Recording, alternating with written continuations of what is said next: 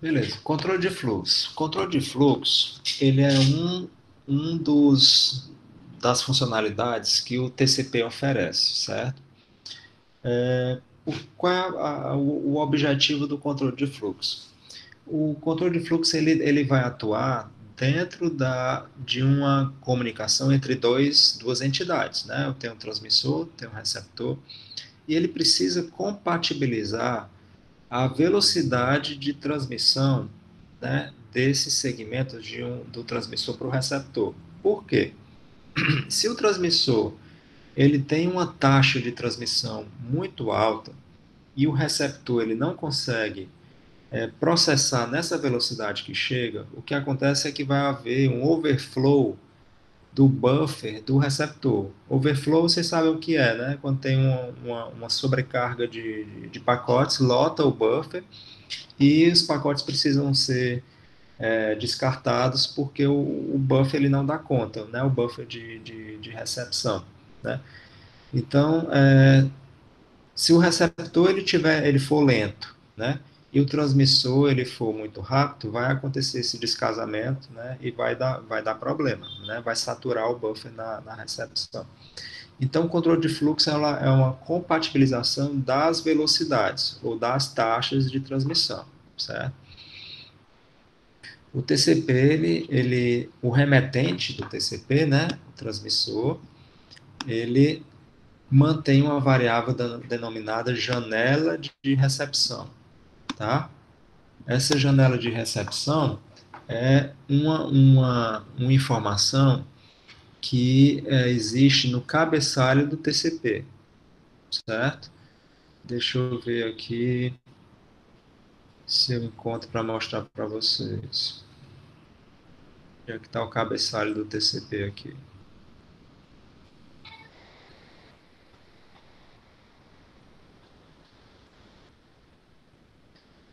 Tá aqui, ó. Estrutura de um segmento TCP. Estão vendo isso aqui, ó?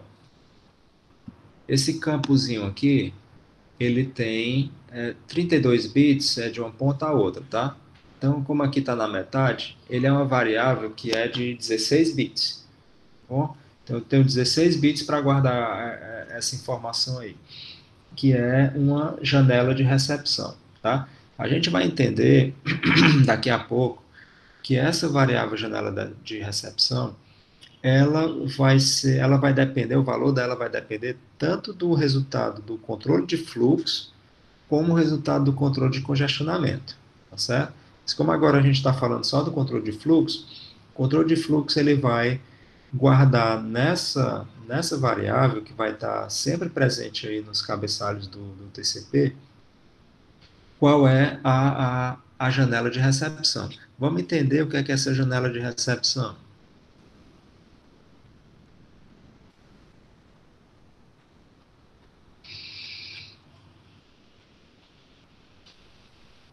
Tá aqui, ó. O TCP remetente é quem está mandando a informação, é o transmissor, né? Ele mantém uma variável, né, denominada janela de recepção, a qual dá uma ideia do espaço do buffer livre disponível no destinatário, certo? Então, porque assim, o remetente, ele não tem uma clarividência para saber exatamente o que é que está acontecendo com o destinatário, concordam? Eles não são a mesma pessoa, são máquinas diferentes, e eles estão distantes, eles não estão um do lado um do outro. Então, não tem como um remetente, saber exatamente o que é que está acontecendo com o destinatário. O que ele pode saber são informações que o destinatário manda para ele, certo? Então, como eu falei para vocês, o TCP ele é um protocolo bidirecional, o destinatário ele tem que sempre estar informando para o remetente como é que está a situação dele. Porque como é que você vai compatibilizar a velocidade de duas máquinas se você não tem uma, não tem informação da outra? Concorda? Então, o destinatário ele precisa informar para o TCP como é que está o espaço do buffer livre disponível, certo? Então, o destinatário ele tem um buffer, esse buffer ele pode estar livre ou pode estar cheio, né? E ele precisa informar para o remetente como é que está a situação desse buffer. Tá? Então, como é que ele vai fazer isso? Ó? Como o TCP não tem permissão para saturar o buffer do destinatário, né? O TCP ele não permite que isso aconteça. Por que, que ele não permite? Porque justamente é a função do controle de fluxo não permitir isso. Certo? Então, no host B, que é o host do destinatário, né, eu tenho essa configuração, certo? O que é que eu tenho no host B? Vejam aqui, ó. Isso aqui, esse negócio todo aqui é o buffer de recepção, tá? Aqui, o buffer de recepção é o que tem, é o tamanho do buffer inteiro, tá? Desse lado do buffer, eu tenho dados que estão chegando, né? Eu estou aqui falando do destinatário, certo? É do receptor. Tem uma pilha implementada nele, né? Uma pilha de protocolos. Eu estou visualizando aqui a camada de transporte, tá? Esse buffer aqui, esse buffer de recepção é o buffer do TCP, buffer da camada de transporte. Então, o que é que tem abaixo do TCP? Tem o IP. Então, ele está recebendo dados vindo de baixo, vindo do IP. O que é que tem acima do TCP? A aplicação. Então, dados chegam no buffer através aqui do IP, vão, à medida que eles vão chegando, eles vão sendo colocados nessa ponta da caixinha, né? Essa parte sombreada aqui são bytes que estão chegando, que são bits que estão chegando, certo? Vão sendo colocados aqui, vão preenchendo esse negocinho cinza até completar tudo, né? Então, tem uma parte que é preenchida, que está preenchida no buffer, tem um espaço livre. Esse spare room aqui é um espaço livre em branco, que não foi preenchido nada, né? E à medida que a aplicação ela necessita de dados, ou à medida que o TCP consegue reagrupar esses dados, reordenar na ordem, né? Que ele tem essa funcionalidade de entregar na ordem, ele vai entregando para a aplicação, né? Os segmentos que vão chegando. Então a aplicação ela vai consumindo esse bits, né? Que estão dentro desse buffer. Então vejam que o receive buffer é o buffer total, né? E esse R window aqui, de receive window, é justamente uma medida de como que está o espaço livre, né? Então, essa continha que é feita bem aqui, ó, o, o último byte recebido menos o último byte livre, certo? Que é uma informação do, do que está cheio, né? Essa região cinza aqui, ela é dada por essa conta. Last byte received é esse cara bem aqui, ó. Deixa eu ver se eu vou conseguir desenhar.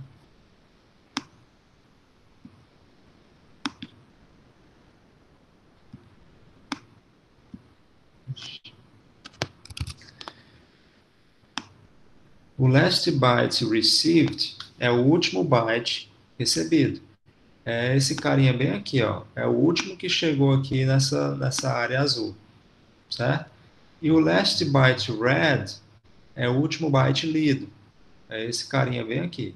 Então, um menos o outro é esse tamanho aqui da região cinza, tá? Isso tem que ser menor ou igual ao receive buffer. Quem é o receive buffer? É o buffer inteiro, né? O que é que essa equação está me dizendo? Que o controle de fluxo ele tem que garantir de que sempre tenha um pouquinho de espaço livre, ou zero, né, caso seja igual, ou menor, né? Então, ele está dizendo que o buffer não pode ser saturado, beleza? Isso aqui no destinatário. Então, no host B, a gente tem que ter essa garantia, né, para não saturar. E aí, continuando aqui, ó, a janela de recepção, que é aquela variável que eu mostrei para vocês, que vai lá no cabeçalho do TCP, ela é ajustada para a quantidade de espaço disponível no buffer. E isso é reportado para o hostear, né? Como é que ele reporta isso? Como é que ele manda? Primeiro ele tem que calcular, né? Qual é o cálculo do R-window que vai dentro lá daquele cabeçalho? Ele é o receive buffer, que é o total, menos o last byte received, menos o last byte read. Então, o que é essa equação aqui que ele está calculando?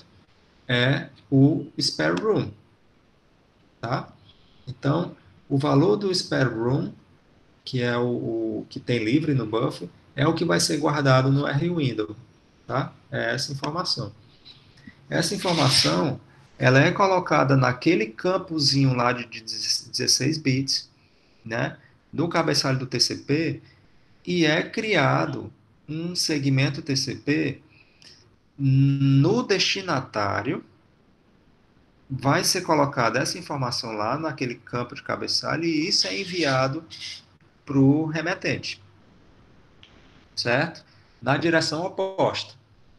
Vocês vejam que na direção do A para o B, o A é o remetente, o B é o destinatário. Eu vou desenhar aqui para ver se fica claro para vocês.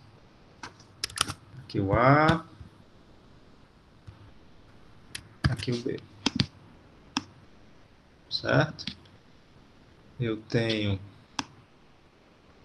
aqui o A, aqui o B. Eles não estão se comunicando, né? Então, tem uma direção da comunicação que é nesse sentido, né? E tem outra,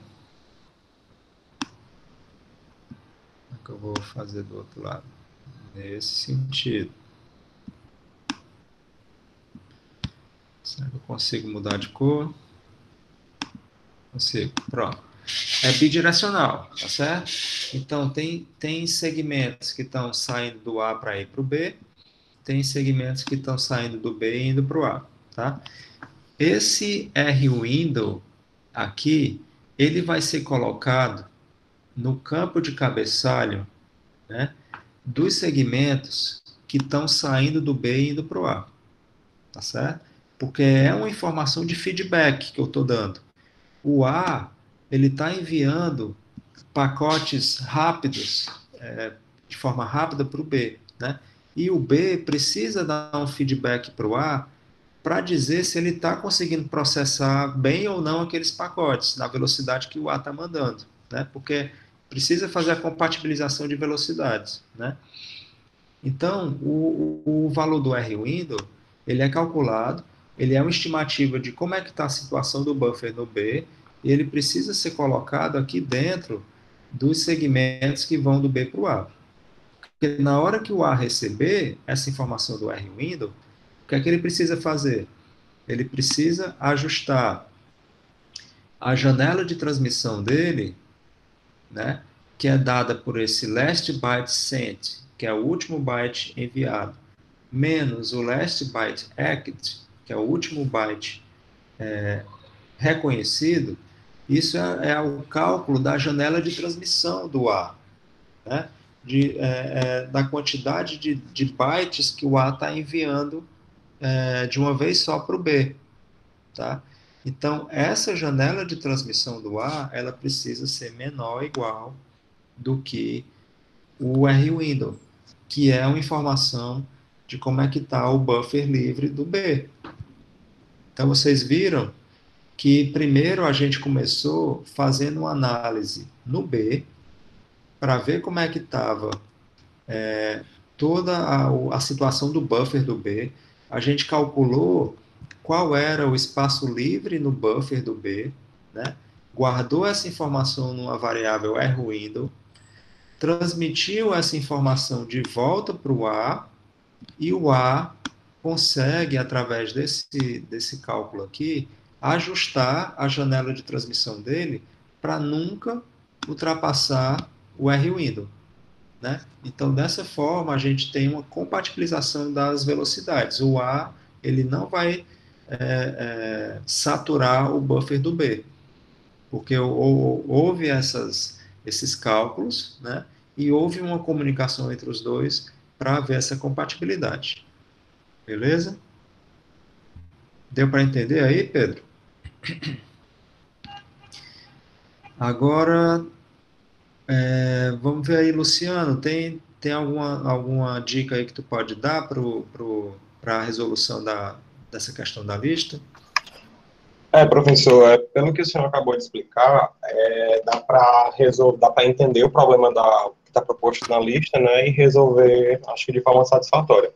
Mas, dando uma dica para os meninos e para as meninas, né, um ponto que eles têm que centrar é o seguinte, que o ponto a função do controle de congestionamento é evitar que o buffer do receptor encha, a ponto de que não tenha mais espaço, né, para receber segmentos, porque isso geraria descarte e o TCP ele se preocupa em não perder nada, né?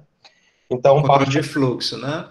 Exatamente, que o controle de fluxo, no final das contas, ele é um controle de congestionamento, né? Porque ele evita um congestionamento no buffer, né? Certo. Daí, Porque são dois algoritmos diferentes.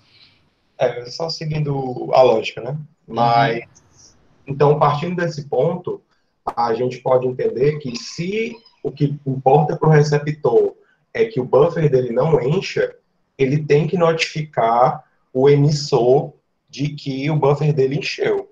Então, toda vez que o buffer dele estiver cheio, que na verdade o que acontece na realidade é quando o buffer está quase cheio, ele tem que notificar o emissor de que, olha, para de mandar dados que eu não estou conseguindo processar. Então, o que importa realmente para o receptor é a quantidade de segmentos que tem no buffer dele. Então, a sacada para explicar essa questão é isso, que o controle de envio de dados, na verdade, é feito pelo receptor, porque os dados, segundo as premissas do TCP, os dados terão que ser enviados para o receptor conforme o receptor tem capacidade para processar. Então, não importa se o receptor consiga mandar 100 segmentos, se o emissor consiga mandar 100 segmentos, se o receptor conseguir processar só 20, ele vai ter que, de alguma forma, controlar a quantidade que o emissor está enviando. Então, o segredo é esse, de que o receptor controla a quantidade de segmentos que o emissor está mandando. Que aí vai ter as questões que eles vão ver mais lá na frente, que é a questão da janela de contenção, né? Que é a janela deslizante e tal. Mas esses são dramas mais para frente. Inclusive, comentando o TCP, é uma das coisas mais lindas de rede, é o TCP. Esse é um protocolo mais interessante, que, na minha opinião, também. Tem mais nuances, assim, né? É bem legal o TCP. E caso alguém tenha alguma dúvida sobre a questão, pode falar comigo no privado depois, que eu explico melhor direitinho. Faço um desenho, qualquer coisa. Beleza, obrigado, Luciano. Né? Pessoal, a gente poderia pegar, estava falando aqui de controle de fluxo, né? A gente poderia pegar o gancho e falar um pouquinho de controle de congestionamento. Vocês deram uma lida no controle de congestionamento? O que é que vocês acharam?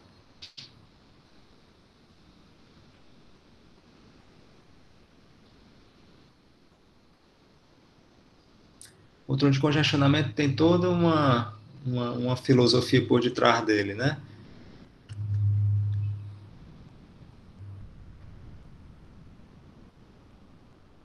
Alguém quer trazer algum comentário do estudo do controle de congestionamento, que eu queria pegar esse gancho e conversar um pouquinho com vocês? O Pedro está dizendo que ainda vai estudar. Beleza, então deixa. Tem mais alguém que quer falar algo aí no chat? Pode pedir a palavra também.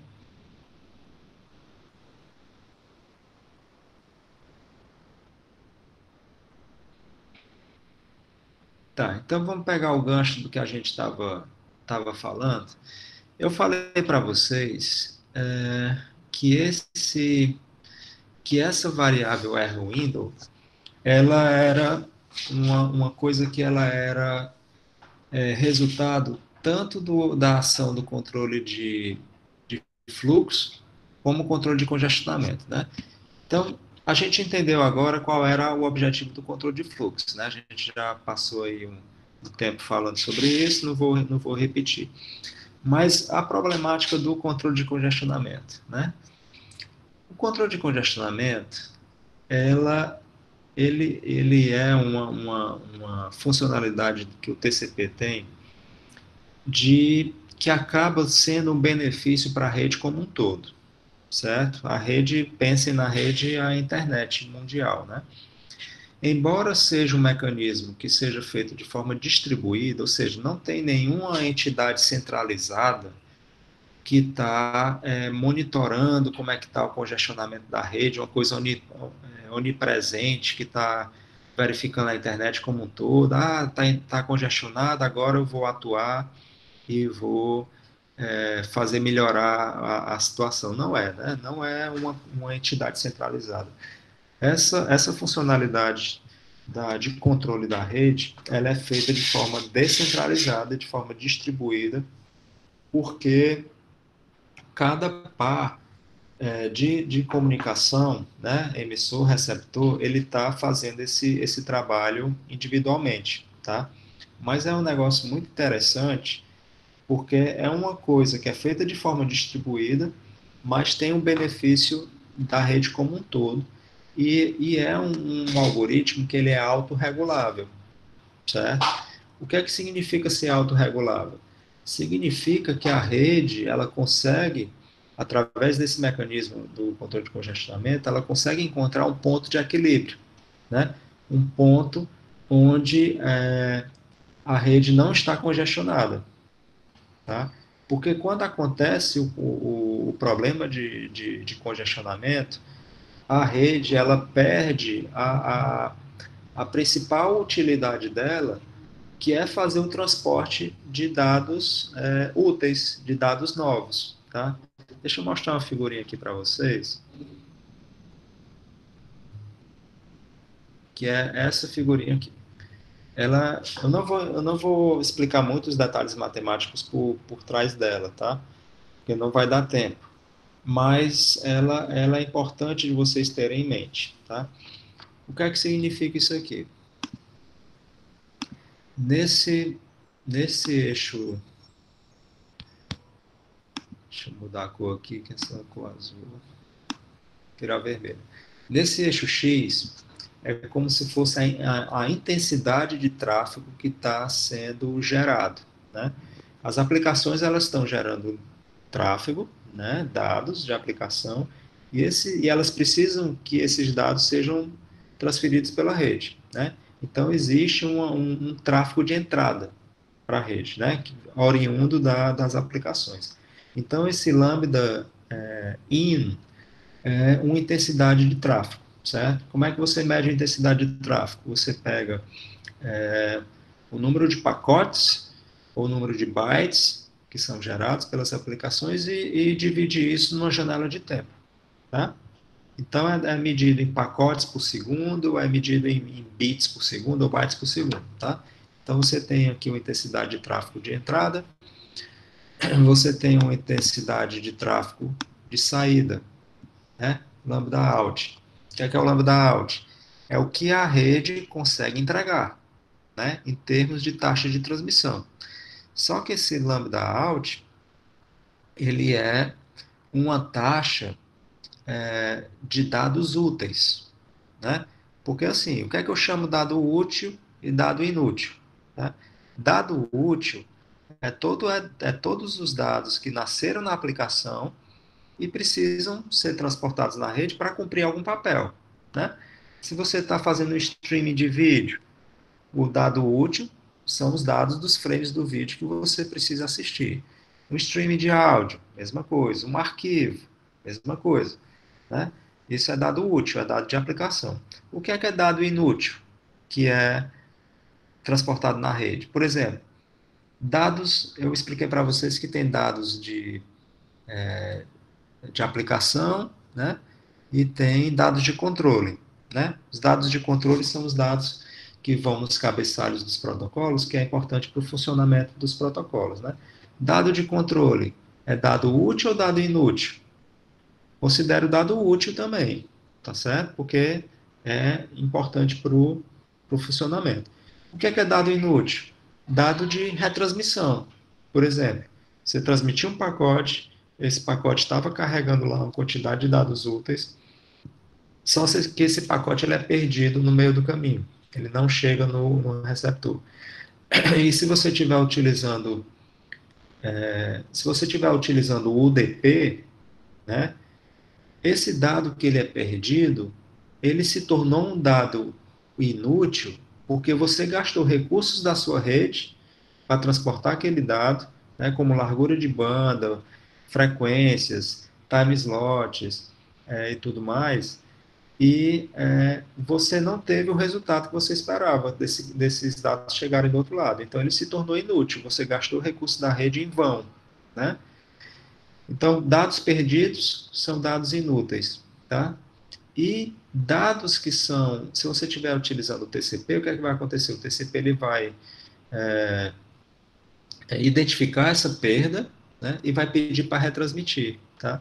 Então, a retransmissão, ela acaba sendo uma duplicação de esforço, né? Você já transmitiu aquele dado uma primeira vez, não deu certo, você vai ter que gastar recursos de novo da rede para transmitir de novo, né? Então, dados de retransmissão, em um certo aspecto, eles são dados inúteis. Não por, ele não é totalmente inútil porque ele é necessário para poder esse dado chegar correto do outro lado, dado que o primeiro pacote não chegou, né? Mas vocês concordam que ele é um esforço dobrado, tá certo? Então, esse lambda out aí, ele é uma medida do que a rede consegue entregar de dado útil, ou seja, de dados novos, não são de dados de retransmissão, tá certo? Então, o que é que acontece? Quando a rede ela está numa situação confortável, o, o, ela tem esse efeito linear aqui de crescimento. Ó. Tá vendo que tem uma parte que é linear? Né? À medida que você gera novos dados, você entrega esses dados para serem transportados pela rede, a rede consegue responder. Né? Você entrega mais dados para a rede responde, e isso vai crescendo de forma linear. Tá? Chega um momento de saturação, que é um momento de atenção, porque a rede está recebendo ainda novos dados na entrada, mas não consegue mais manter esse caráter linear, né? Ela começa a saturar, ou seja, os dados de saída da rede, eles começam a entrarem num platô, que a gente chama, né? Nessa região aí constante. Então, esse momento aqui é um momento que exige mais atenção, porque já é um indício que a rede está ficando congestionada, né? E o pior dos mundos é esse, quando ela entra num declínio, certo? Você continua gerando mais dados novos e a rede não consegue mais entregar esses dados novos. A qualidade de serviço ela vai degradando e tudo que a rede consegue transmitir são só retransmissões, porque dados são perdidos, ela tem que retransmitir, dados são perdidos, ela tem que retransmitir, ela não consegue mais transmitir mais nada novo, né? Esse W lambda out aqui, ele vai caindo, caindo, caindo, até chegar no nível de extrema degradação, que ele fica próximo de zero, ele não consegue entregar mais nada novo, tá? Então, esse efeito de platô, né? mais esse efeito aqui de declínio da qualidade de serviço, isso é um indício do congestionamento, e é um malefício do congestionamento. O congestionamento, o controle de congestionamento do TCP, ele evita acontecer esse tipo de coisa, tá? Então, deixa eu ver aqui. Eu estava falando para vocês do R-Window, né? Daquele campo lá de cabeçalho, né?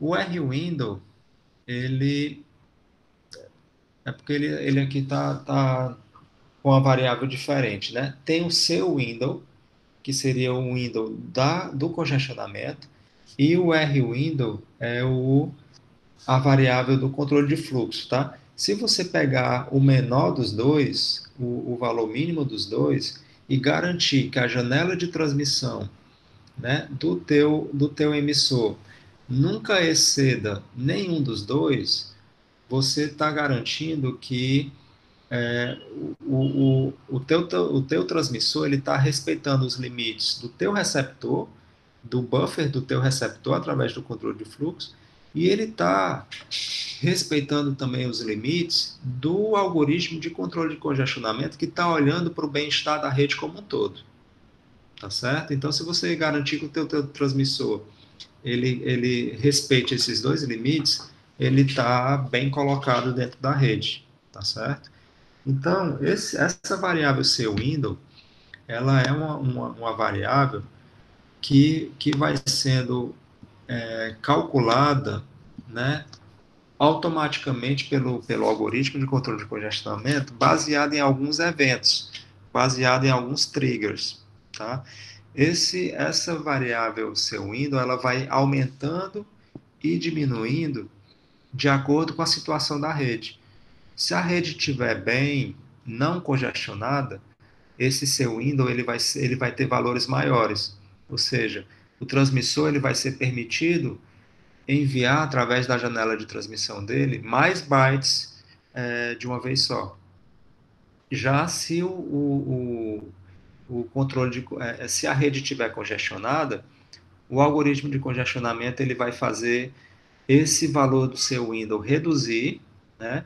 E o efeito disso, né, vai ser sentido no transmissor, porque o transmissor vai receber essa informação desse valor reduzido e vai limitar o tamanho da janela dele.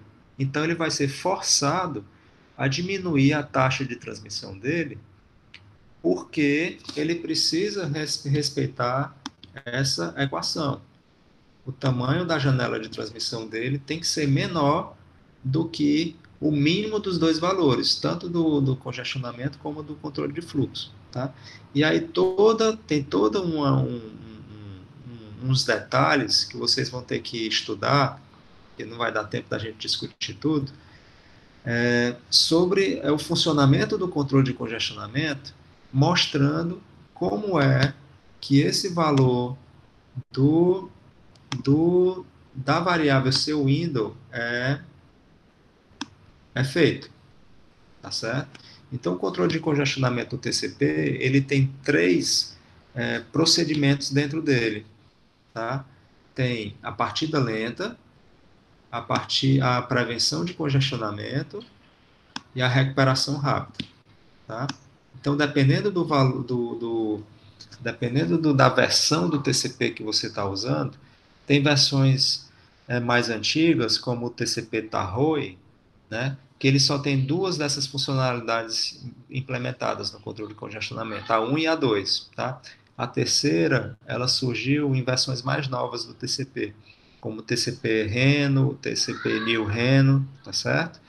Então, não vai dar para a gente comentar agora, mas vocês vão estudar isso aí com calma e vão ver que esse controle de congestionamento ele fica fazendo um shift, né? Ele fica chaveando dentro desses três estados, né? O estado de controle de partida lenta, o estado de prevenção de congestionamento e o estado de recuperação rápida. Tá? E O chaveamento entre esses estados, eles dependem de alguns triggers, de algumas condições que acontecem na rede, né? E, dependendo da condição, ele chaveia de um estado para o outro, ou permanece no mesmo estado, e vão fazendo algumas ações, tá? E aí, está explicado direitinho aí nesse diagrama, mas o, o que acontece é que o algoritmo do TCP ele fica sempre monitorando como é que está acontecendo os, como é que chama? O- os triggers, né, que indicam um congestionamento da rede. O que é que ele considera como trigger, como gatilho de congestionamento? Perda de pacotes, né? Perda de pacotes, de uma maneira geral. Como é que ele detecta perda de pacote?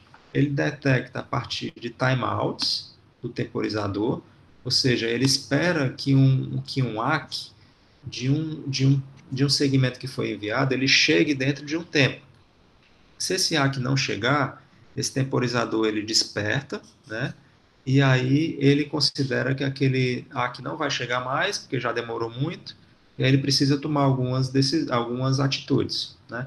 Então, se ele vê que segmentos estão sendo perdidos, ou por causa que o temporizador estourou, ou por causa que ACKs chegaram repetidos, né? Que ACKs repetidos também é um indício que aquele pacote não chegou, ele considera que está havendo descarte de pacotes pelos roteadores no meio do caminho e ele precisa reduzir a taxa do transmissor.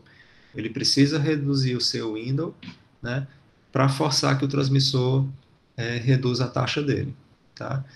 Então, o, o resultado final do controle de congestionamento do TCP, ele tem um resultado mais ou menos desse tipo aí, tá? Ao longo do tempo, né, esse congestion window, aquele seu window que eu mostrei para vocês, que vai limitar a taxa de transmissão do transmissor, ele tem um comportamento como se fosse um dente de serra, certo? Ele fica tentando aumentar o controle de a janela do seu window até um limite em que ele começa a detectar perdas, tá? E aí ele vai aumentando, aumentando, aumentando, e aí chegou aqui nesse pontozinho aqui, ó, ele detectou uma perda, né? E aí o que é que ele faz? Ele diminui a, a janela do congestionamento para um valor menor, tá? E aí, depois que ele diminuiu, ele começa a tentar de novo. Vai aumentando, aumentando, aumentando. Nesse ponto aqui, ele teve um outro evento de perda, ele detectou uma outra perda, né? E aí ele pega e diminui a janela. Então ele vai fazendo isso, ele vai testando qual é um ponto de equilíbrio bom para aquela comunicação. Tá? E aí, quando todos as entidades que estão se comunicando fazem isso, que encontram o seu próprio ponto de equilíbrio, o que a gente tem é que o sistema ele vai se autorregulando, tá? Ele vai se autorregulando e a rede ela fica com um bom funcionamento.